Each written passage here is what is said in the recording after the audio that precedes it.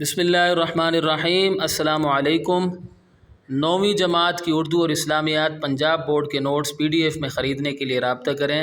What's app اور mobile number 0321 22 80 942۔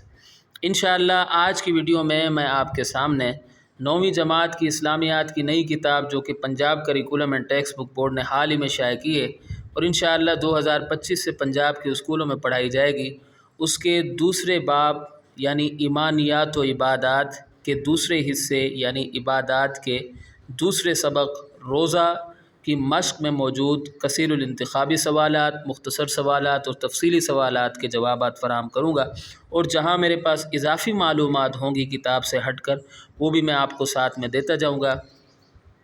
اگر آپ میری سابقہ ویڈیوز جو میں نے اس کتاب کے بارے میں بنائی ہیں مکمل طور پر دیکھنا چاہتے ہیں تو اس ویڈیو کی ڈسکرپشن میں موجود لنک کو وزٹ کریں۔ تو آئیے ویڈیو شروع کرتے ہیں۔ پہلا سوال ہے درست جواب کا انتخاب کریں، یعنی MCQs ہیں یہ۔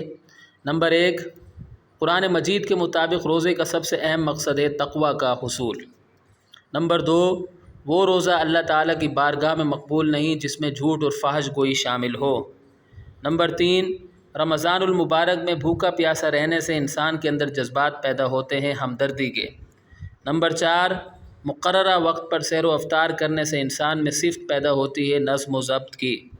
نمبر 5، رمضان المبارک میں بھوکا پیاسا رہنے سے انسان کو دوسرے کے بارے میں احساس ہوتا ہے بھوک پیاس کا۔ مختصر جواب دیں۔ اس کا پہلا سوال ہے صوم کا معنی و مفہوم تحریر کریں۔ ہیڈنگ لگائیں گے صوم کا معنی و مفہوم، ہیڈنگ لگایا کریں، اس سے اچھا امپریشن پڑتا ہے۔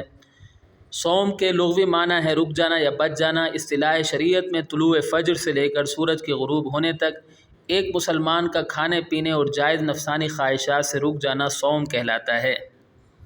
نمبر 2، دوسرا سوال ہے رمضان المبارک کے 2 مسنون اعمال تحریر کریں۔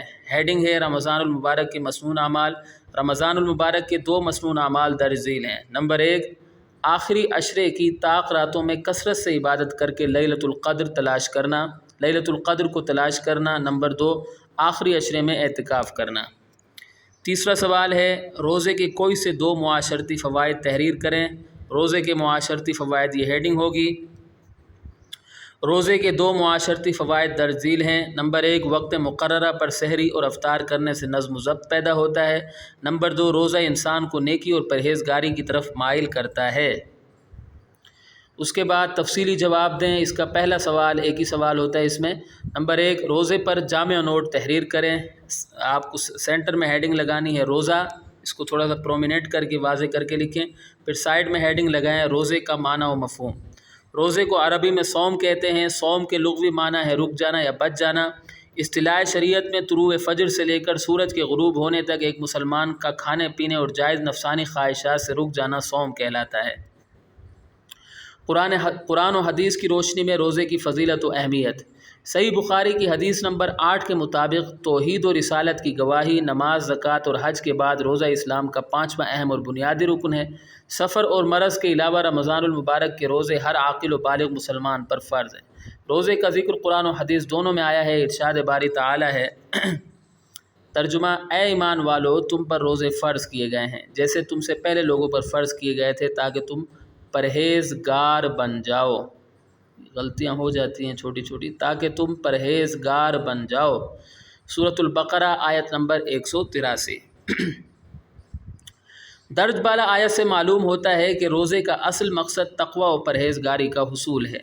روزے کی فضیلت و اہمیت سے متعلق چند احادیث درج ذیل ہیں۔ نمبر 1، جو شخص روزے کی حالت میں جھوٹ بولنا اور برے عمل کرنا نہ چھوڑے تو اللہ تعالیٰ کو حاجت نہیں کہ وہ اپنا کھانا پینا چھوڑ دے۔